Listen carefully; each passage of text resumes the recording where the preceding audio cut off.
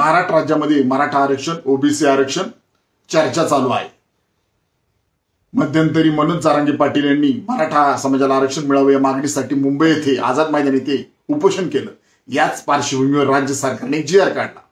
या जीआरला माननीय मंत्री छगन भुजबळ यांनी विरोध केला।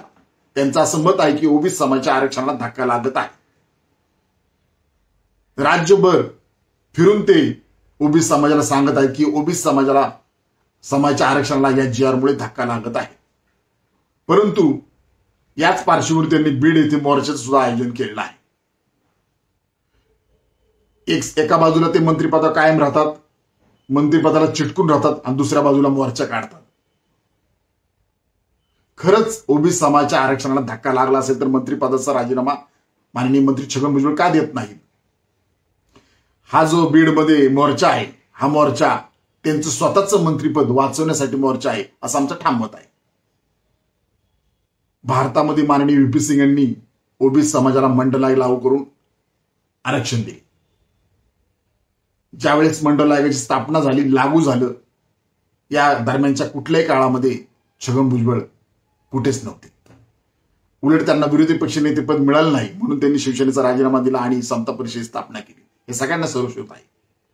शिवसेनेत असताना ज्यावेळेस 1987 साली दलित पॅंथरचा मोर्चा हुतात्मा स्मारक येथे आला, रिडलचा मोर्चा, त्यावेळेस त्यांनी महापौर असताना छगन भुजबळ यांनी हा हुतात्मा स्मारक येथे ज्यावेळेस मोर्चा आला त्यावेळेस त्यांनी गोमूत्र शिंपडून हुतात्मा स्मारक दुसऱ्या दिवशी धुवून घेतलं होतं।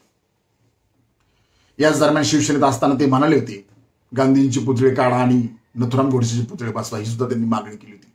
याचा अर्थ ते मनुवादी विचारसरणीचे आहेत आणि होते। त्या फक्त म्हणतात तोंडातून फुले शाह आंबेडकर विचाराचा मी आहे, ते नाही, ते कृतीतून दिसत नाही, ते मनुवादी विचारसरणीचेच आहे।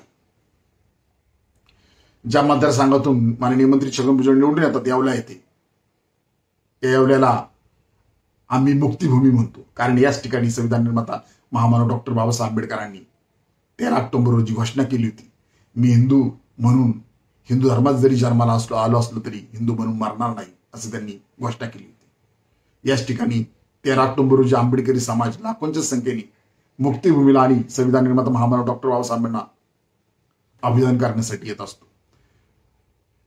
माननीय मंत्री छगन भुजबळ सुद्धा येथे येत असतात असं समजतं। त्यांना मी मागणी करत आहे की तुम्ही जे 1987 साली जे कृत्य केलेलं होतं, हुतात्मा स्मारक धुवून घेतलं होतं गोमूत्र शिंपडून, दलितांचा मोर्चा आला म्हणून, या कृत्याबद्दल आता तुम्ही 13 ऑक्टोबर रोजी आंबेडकरी समाजाची संविधान निर्माता महामानव डॉक्टर बाबासाहेब आंबेडकर यांच्या पुतळ्यासमोर येऊन जाहीर माफी मागावी अशी मागणी रिपब्लिकन पार्टी खरात पक्ष आपणास करत आहे।